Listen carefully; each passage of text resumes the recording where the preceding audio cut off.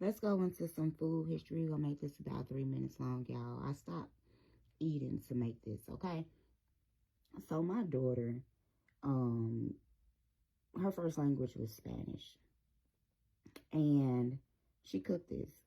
These are clearly salmon croquettes. And she made some curry potatoes and rice to go over it.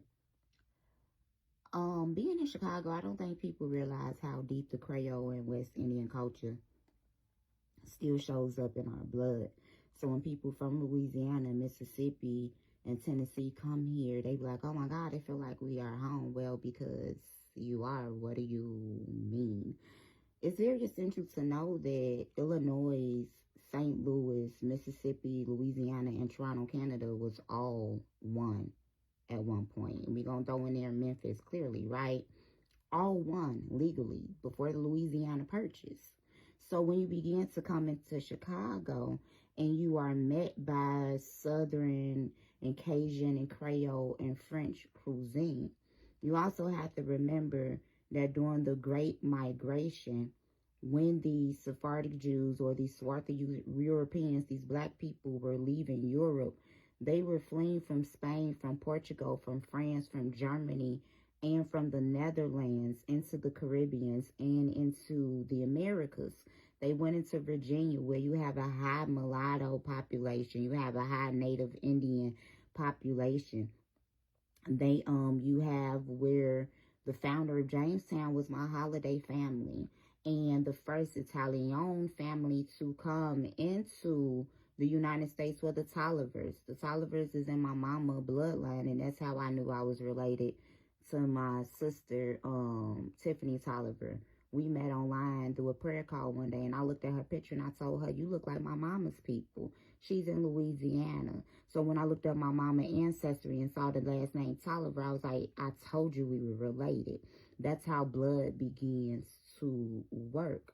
So then when you begin to see the Italians and people be calling the Sicilians the N-word, it's because they are the Sephardic Jews from Italy. These were black Europeans coming into the Americas, line up on line, precept on precept. And so when you begin to look at these black Europeans entering into Louisiana and entering into Mississippi, this is where you're going to get your Creole and your Creole and your swarthy Germans, your swarthy Swiss people. This is the Creole population in Louisiana and in Illinois and in Mississippi. So when you begin to look at someone like my grandfather, I put his, y'all already know what it look like. Like my grandfather up, you'll begin to see that he's French by descendant on his maternal side. And by his maternal side, they were coming over from England, black Europeans. My grandmother, her paternal ancestry was Choctaw Native Indian, but her maternal's paternal ancestry was West Indian from Montserrat's. But her maternal's maternal ancestry was directly from Ireland. My mom, she was French Creole and Choctaw Native Indian. Her grandmother was born in Louisiana to a passing man with blue eyes who was French. Her grandfather was German, but he was from France. These are your French Creole people. So when you begin to look at Chicago culture and you begin to see us continue to eat these Cajuns food, it's because we are those people who immigrated in order to leave the South when they were taking our names and reclassifying us from Native American and from French, from Creole, from Cajun, and beating our languages out of us. So this is why growing up, I would spend summers in Mississippi, and then as an adult, when I started traveling to Louisiana, I'm like, oh my God, this feels like home. So we need to be able to understand that the Mississippian Chicagos, the Creoles in Louisiana, even the Cajuns, because the Cajuns were still the Germans and the French who went into Canada and then came over into Louisiana are related people.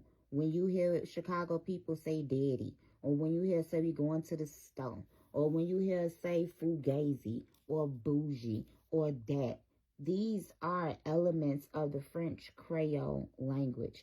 My great grandmother Jeanette, whose name is clearly French, a lot of people could not understand her growing up, and that's because she was still speaking Creole and Cajun.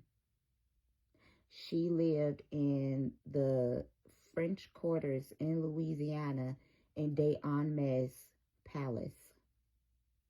We have to know that there's more than meets the eye when it comes to quote unquote African American culture.